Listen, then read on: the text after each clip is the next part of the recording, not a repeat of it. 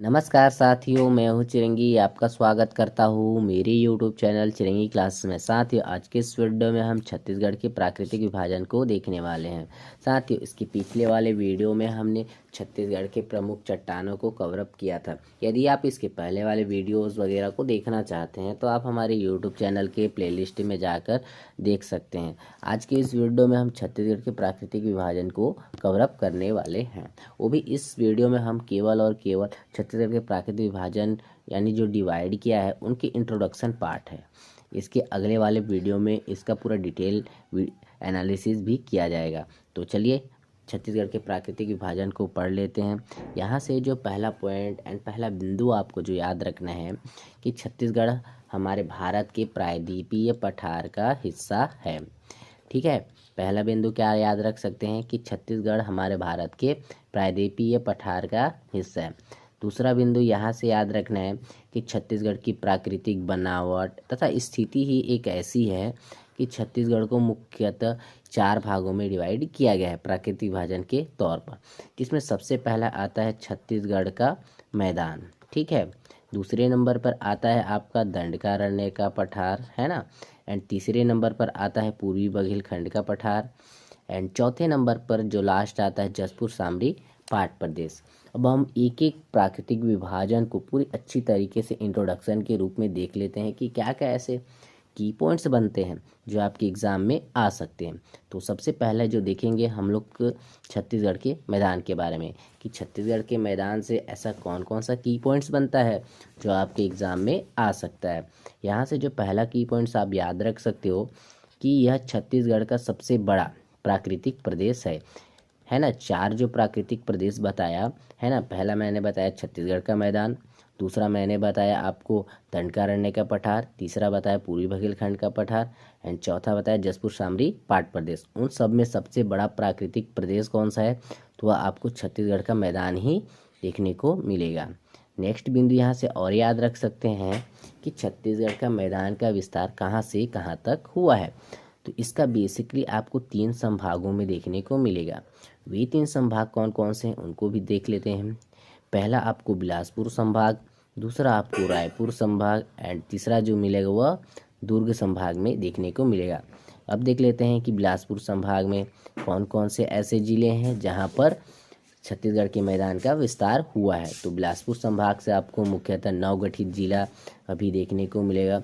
गौरेला, पेंड्रा, मरवाही, उसके बाद मुंगेली, फिर बिलासपुर के बाद आपका रायगढ़, कोरबा, जांजगीर चांपा। ठीक है, ये सारे जिलों में छत्तीसगढ़ का मैदान का डिवाइड किया गया है। नेक्स्टली रायपुर संभाग में देख लेते हैं। तो रायपुर संभाग में सारंगढ़ अभी जो न्यू गठित जिला है तथा शक्ति जो न्यू गठित जिला है।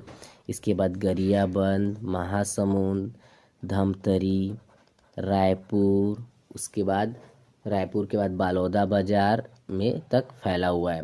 यहीं आपका दुर्ग संभाग में देखें तो दुर्ग संभाग में मुख्यतः आपको कवर्धा के बाद आपको राजनांदगांव के बाद बेमेतरा, दुर्ग नहीं बोला हूँ या इसके बाद है लास्ट बालोद, है ना। और एक जिला इसमें और आता है नवगठित जिला जो अभी अभी बनाया गया है, मोहला मानपुर चौकी। कौन सा है? मोहला मानपुर चौकी। ये जिला जो है छत्तीसगढ़ के मैदान के अंतर्गत नहीं आता। यह जिला जो है आपको मुख्यतः दंडकारण्य के पठार में देखने को मिलेगा। तो इतना बिंदु याद रख सकते हैं। क्या क्या बताया? छत्तीसगढ़ के 3 संभागों में फैला हुआ है। पहला आपको देखने को मिलेगा बिलासपुर संभाग, दूसरा मिलेगा रायपुर संभाग, तीसरा मिलेगा कौन सा? दुर्ग संभाग। बिलासपुर संभाग के कौन कौन से जिलों में फैला है तो यह आपको गौरेला, पेंड्रा, मरवाही, आपको मुंगेली, बिलासपुर, रायगढ़, जांजगीर चांपा, है ना। इन सारे जिलों में आपको छत्तीसगढ़ का मैदान देखने को मिलेगा। उसके बाद यहीं रायपुर संभाग में देखें तो सारंगढ़, शक्ति, बालोदा बाजार, गरियाबंद, महासमुंद एंड धमतरी, इन सारे जिलों में रायपुर संभाग के फैला हुआ है। तथा यहीं पर दुर्ग संभाग में देखें तो दुर्ग संभाग में आपको कवर्धा, बेमेतरा, बालोद, दुर्ग, राजनांदगांव एंड एक न्यू गठित जिला है उस कौन सा है, मोहला मानपुर चौकी। इस जिला में आपको नहीं देखने को मिलेगा छत्तीसगढ़ के मैदान का विस्तार। फिर अगला जो बिंदु यहाँ से याद रख सकते हैं कि इसका आकृति कैसी है ना। अगला बिंदु याद रख सकते हैं कि आकृति कैसी है, अभी आपके एग्जाम में कभी कभी पूछ लिया जाता। तो इसका आकृति जो है वह तस्तरी नुमा है। कौन सी नुमा है, तस्तरी नुमा। तथा यहाँ से अगला जो बिंदु याद रख सकते हैं कि छत्तीसगढ़ के मैदान का क्षेत्रफल कितना है। यह आपके कई एग्जाम में पूछा जाएगा, ये तो जनरल नॉर्मल क्वेश्चन है। तो यह आपको 68,064 वर्ग किलोमीटर तक देखने को मिलेगा। और अगला जो बिंदु यहाँ से याद रख सकते हैं कि आखिर ये 68,064 वर्ग किलोमीटर का कितना प्रतिशत बनता है। प्रतिशत में निकाला है तो ये छत्तीसगढ़ के लगभग 50.3% तक फैला हुआ है।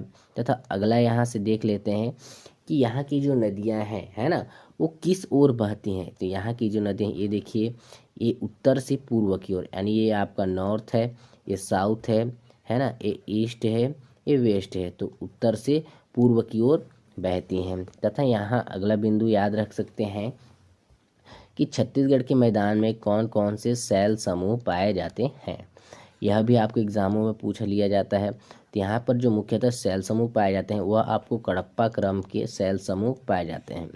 और हम जानते हैं कडप्पा क्रम के शैल समूह में कौन से खनिजों का भंडारण रहता है। तो यहाँ पर मुख्यतः आपको चूना पत्थर देखने को मिलेगा। चूना पत्थर के बाद आपको बलुआ पत्थर, एंड बलुआ पत्थर के बाद आपको डोलोमाइट का भी भंडारण छत्तीसगढ़ के मैदान में देखने को मिल जाएगा। ठीक है। और हम जानते हैं इसके बाद जो अगला, इसके बाद डोलोमाइट का भंडारण देखने को मिलेगा। तो यहाँ की जो प्रमुख खनिजें हुई वो कौन सी हुई, चूना पत्थर, बलुआ पत्थर एंड डोलोमाइट यहाँ की प्रमुख खनिजें हुई। तथा अगला बिंदु यहाँ से याद रख सकते हैं कि यहाँ पर कौन कौन सी प्रकार की मिट्टियाँ पाई जाती है। तो छत्तीसगढ़ के मैदान में आपको तो मुख्यतः लाल पीली मिट्टी और उसके बाद काली मिट्टी का विस्तार देखने को मिलेगा। और हम जानते हैं लाल पीली मिट्टी में धान का उत्पादन सबसे ज़्यादा होता है। इसके अलावा चना का भी उत्पादन होता है। तथा जो काली मिट्टी है, कौन सी मिट्टी, काली मिट्टी, इस काली मिट्टी में आपको मुख्यतः कपास का उत्पादन सबसे ज़्यादा देखने को मिलेगा। तथा यहाँ से अगला बिंदु और एक याद रख सकते हैं कि यहाँ का अपवाह तंत्र कौन सा है।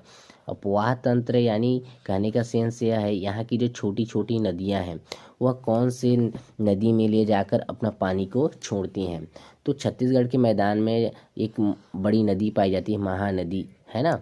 कौन सी नदी, महानदी। इसी महानदी में छोटी छोटी नदियाँ ऐसे आकर अपना पानी को छोड़ती हैं।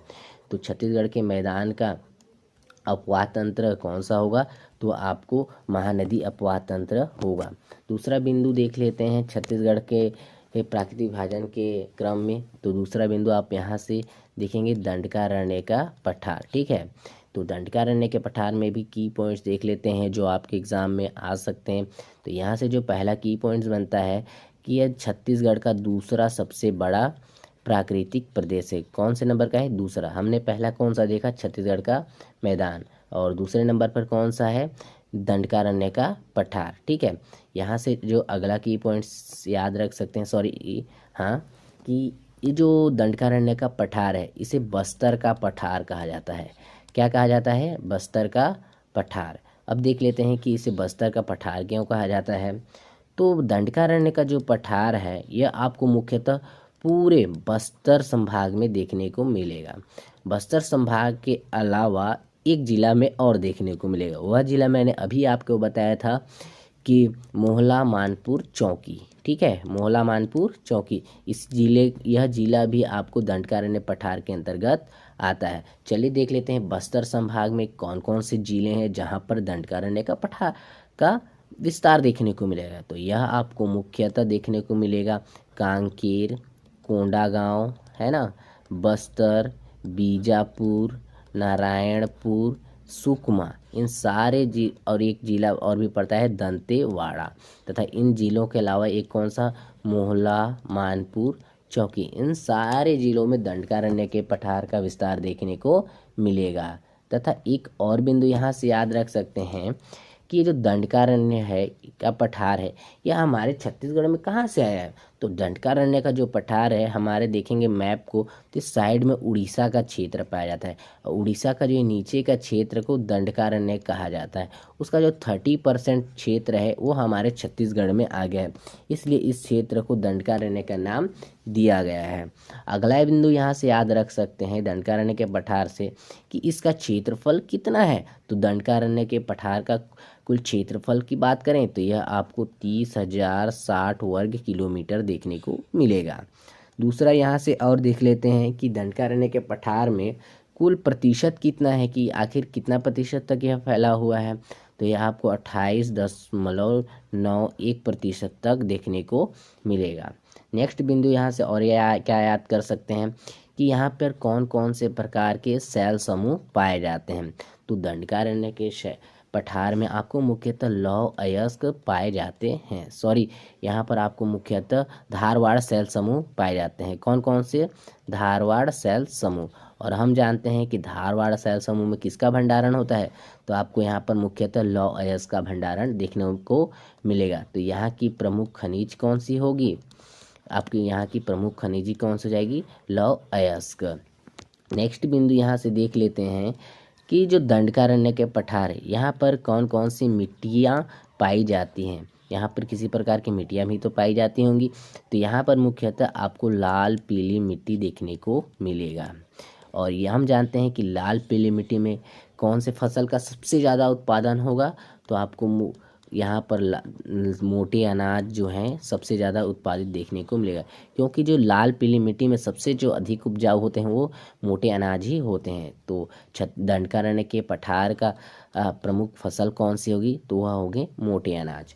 तथा लास्ट बिंदु यहाँ से और याद रख सकते हैं कि दंडकारण्य के पठार में कौन से अपवाह तंत्र में जो छोटी छोटी नदियाँ हैं, है ना, वो अपना पानी ले जाकर छोड़ती हैं।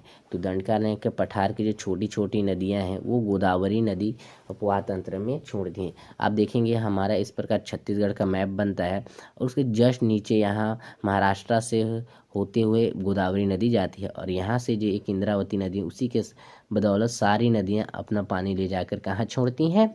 गोदावरी नदी अपवाह तंत्र में छोड़ती है। साथ ही ये तो दूसरा बिंदु देख लिया। अब तीसरा बिंदु देख लेते हैं पूर्वी बघेलखंड का पठार, है ना। कौन सा देखते हैं? पूर्वी बघेलखंड का पठार, ये तीसरे नंबर का है ना। तो यहाँ से जो पहला की पॉइंट से याद रख सकते हैं कि यह छत्तीसगढ़ का तीसरा सबसे बड़ा, है ना, तीसरा सबसे बड़ा प्राकृतिक प्रदेश है। और जो अगला बिंदु यहाँ से याद रख सकते हैं कि पूर्वी बघेलखंड का पठार का जो विस्तार हुआ है वो हमारे छत्तीसगढ़ में कहाँ से आया है। तो आप हम लोग का मैप को इस प्रकार देख पाएंगे, तो यहाँ पर पड़ता है आपका एमपी, है ना, और एमपी में यहीं पाया जाता है बघेलखंड, है ना।